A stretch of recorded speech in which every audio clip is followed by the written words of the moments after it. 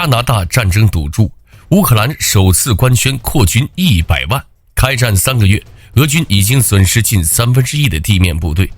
美国陆军最新空测，史上最大交互式无人机群。大家好，本期视频是最新军事资讯。首先，我们来看看乌克兰官宣扩军100万。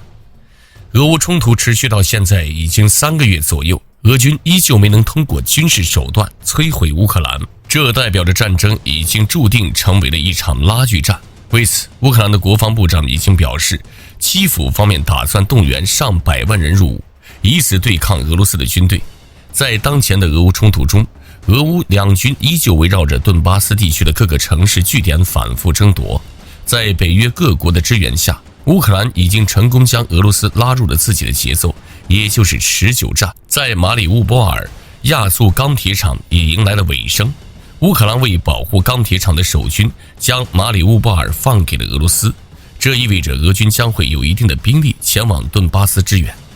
除此之外，俄军还在乌克兰第二大城市哈尔科夫进行长时间激战之后，最终决定从那里撤军，将重点放在了顿巴斯地区，目标就是那里的乌军人员和防线工事。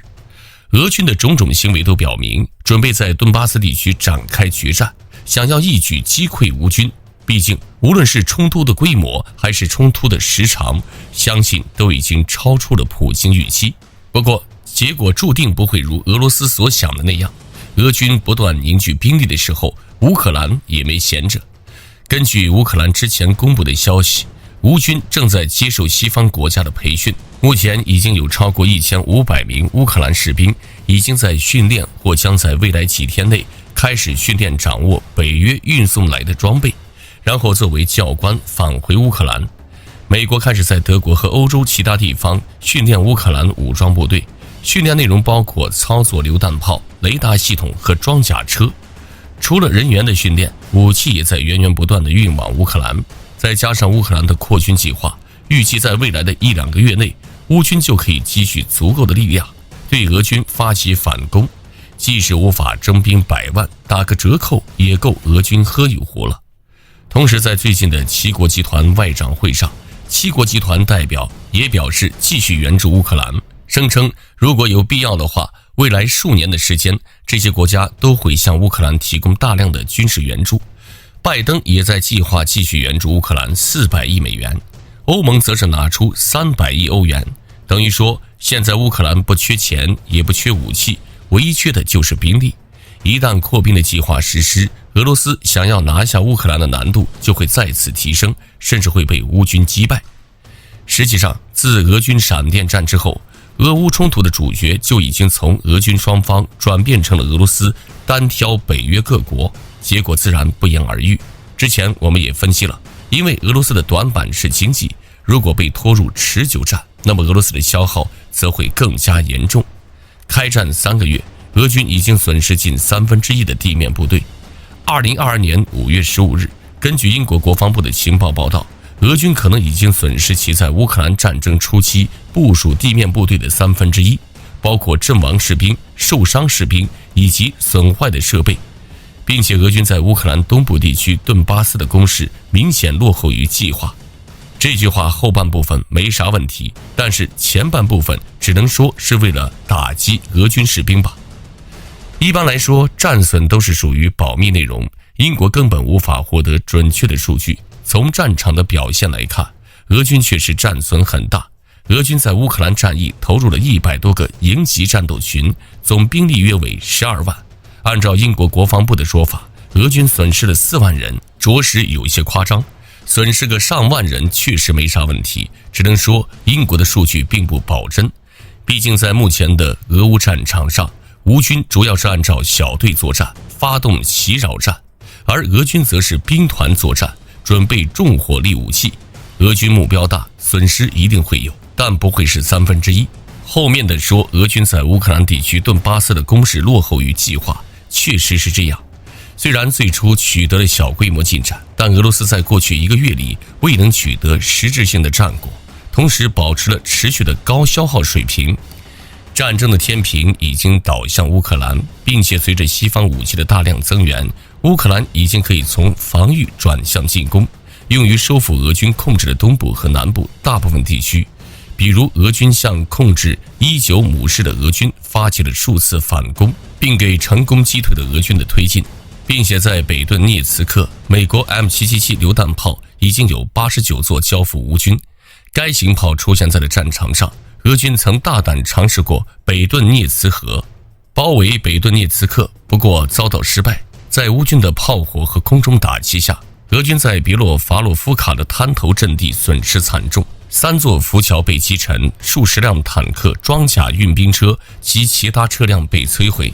俄罗斯这场战斗的对象不单单只有乌克兰，美国及北约还有非北约国家也在与俄罗斯或明争或暗斗，并且还是多条战线上的。俄军在顿巴斯长达1月的攻势，结果属实有限，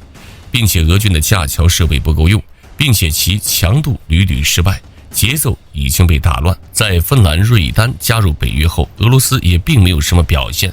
或许就是因为俄军消耗和损失都很大，已无力开辟第二战线。2022年4月25日至5月12日，美国陆军在犹他州盐湖城附近的杜格威试验场进行有史以来规模最大的交互式空射效应无人机蜂群测试。此测试是美国陆军2022年实验演示网关演习的环节之一，作为美国陆军主办的一系列滚动实验演习的一部分。EDGE-22 旨在测试美陆军在2030年之后针对高端对手多域作战的有效性。EDGE-22 参与者包括美国陆军情报、监视、侦察任务组、人工智能集成中心、国防高级研究计划局等。意大利、德国、芬兰、澳大利亚、法国、加拿大、英国等国也应邀参加了此次演习。闭幕式试验了互操作能力及组网能力。参加此次测试的无人机为 Area I 公司的 Altius 600与雷神公司的土狼，由30架小型无人机联网组成的无人机蜂群将参加此次测试。无人蜂群作战是当前无人作战领域正在发展的一个重要概念，最大优势就是数量优势，即通过大量不同功能类型无人系统的集群运用、协同作战，造成敌防御体系在探测、跟踪和拦截能力上的迅速饱和，从而因系统超载而导致体系瘫痪，同时可有效压缩敌人的反应时间，使对方来不及反应和进行拦截。当蜂群无人机以250公里每小时的速度攻击时，宙斯盾舰载防空系统雷达探测发现的目标后，仅有15秒钟的拦截时间，相对于防御武器。除此之外，蜂群无人机的单价通常在1万余美元左右，而一枚防空导弹则至少在100万美元以上。蜂群无人系统具有较好的低成本优势和较高的效费比，可以不计损失的大量投入，有效毁贪对方高价值目标，并同时消耗其造价昂贵的弹药，使对方困难以承受非对称消耗，而造成持续作战能力降低，甚至作战失败。美军推进 ALE 项目也正因如此，在他们设想中，类似 MQ-10C 这样的大型无人机可以在80公里处释放 ALE， 然后由 ALE 进入战场进行探测、识别、定位、报告或发起攻击、实施干扰，充当诱饵来瓦解敌方的防空系统。好了，这期视频就到这里结束了。各位看官认为俄军还剩多少兵力？欢迎在视频下方留言评论。下期见。